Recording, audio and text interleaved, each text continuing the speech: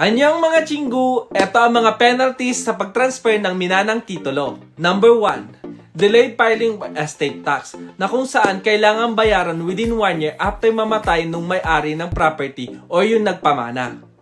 Kung hindi ito nabayaran within 1 year, may penalty kayong 25% surcharge, 12% interest per annum, at compromise penalty pa, na kung saan ang compromise penalty ay tubular.